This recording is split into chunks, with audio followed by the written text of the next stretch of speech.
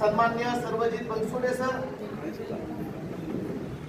दुसरे आमचे सहकारी राज्याचे उपाध्यक्ष आणि या ठाणे जिल्ह्याचे प्रभारी अनिल जाधव, त्याचप्रमाणे ठाणे जिल्ह्याचे समन्वयक महेश भारतीय सर,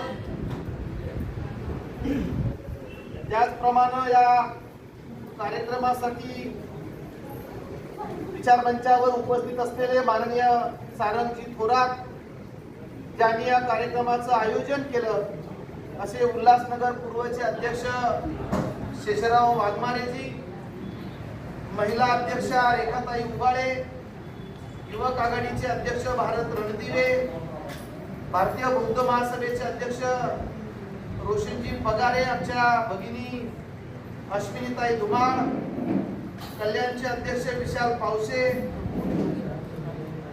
असे सर्वच सन्माननीय पदाधिकारी समोर बसलेल्या भावांनो आणि बहिणींनो, सगळ्यांनी दिलगिरी व्यक्त केली, त्यामुळे मी देखील तुमच्या सर्वांची दिलगिरी व्यक्त करतो. कारण दुपारची वेळ होती, आम्हाला यायला उशीर झाला, कार्यक्रमाला सुरुवात देखील उशिरा झाली. 6:30 वाजलेले आहेत. भारतीय सर बोलले त्याचप्रमाणे आपल्या डोळ्यामध्ये झणझणीत अंजन घालणारं भाषण सर्वजित सरांनी केलं, अनिल अण्णाही बोलले, आणि त्याच्यामुळे एकाच दिवशी एकाच वेळेस एवढं तुम्हाला पचेल का?